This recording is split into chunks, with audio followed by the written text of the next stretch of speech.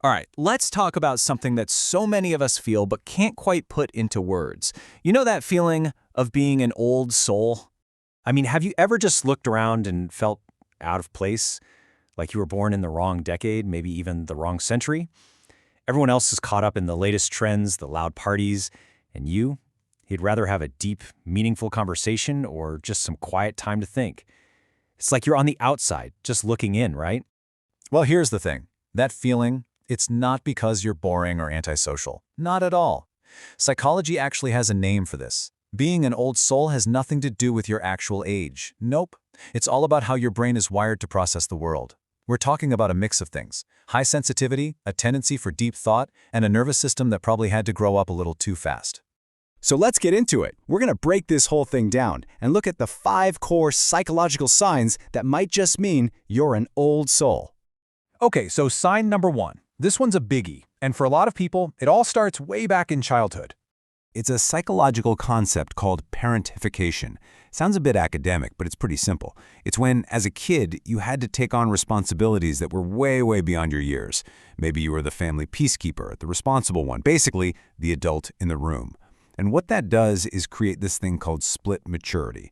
On the outside, you look super wise and have it all together. But on the inside, you might feel like something's missing, like you never really got to just be a kid.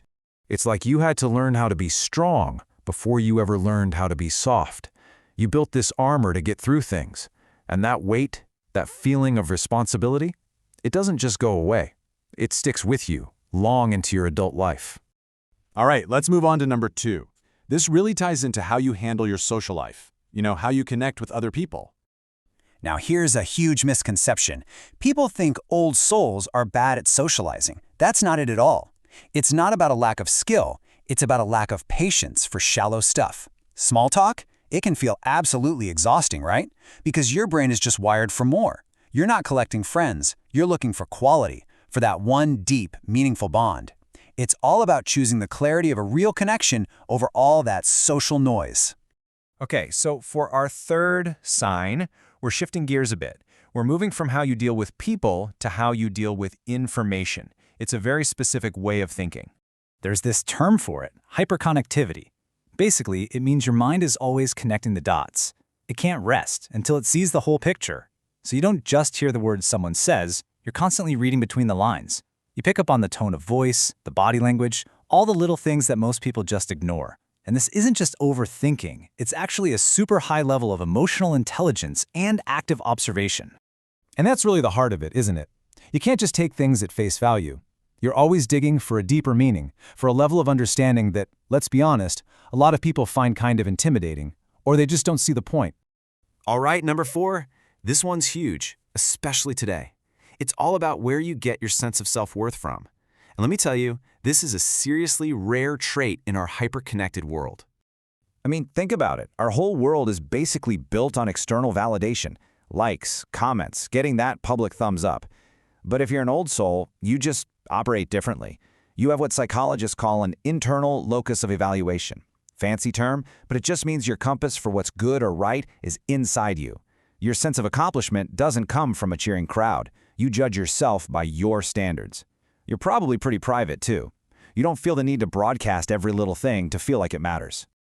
And that brings us to our 5th and final sign. This one is all about something that should be simple but often isn't.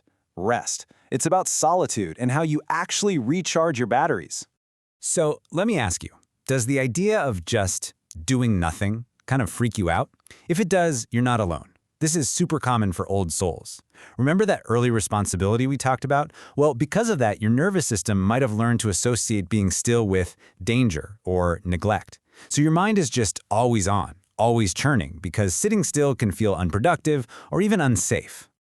So, when you feel that pull to be alone, it's not you being antisocial. It's not about pushing people away. It's that you have this incredibly rich, complex inner world.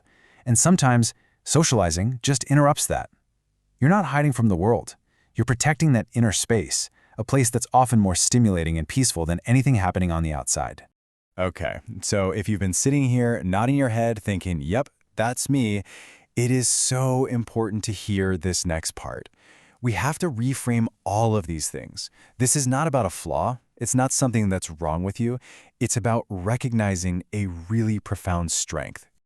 Look, your path might feel lonely sometimes, for sure, but that's often because you're forging your own way, one that requires that deep thought and independence we've been talking about. And you know what those are? They're the signs of an incredibly strong mind. And if anyone has ever made you feel like you're too intense or too serious, just let that go. Please, you are not too much. You are definitely not broken. You just think deeper than most people. And that depth, that sensitivity, that's not a bug. It's a feature. It's a rare gift. And this is maybe the most important takeaway of all. Remember that struggle with rest? Real healing for an old soul often just boils down to one thing: giving yourself permission. Permission to stop. Permission to be still. To finally understand that your worth has absolutely nothing to do with how productive you are. You're allowed to rest. Really. So, I want to leave you with this final thought. In a world that seems to love everything shallow and surface level, what if all that depth you feel isn't a burden? What if it's not something you have to carry, but something that carries you? What if it's actually your greatest superpower?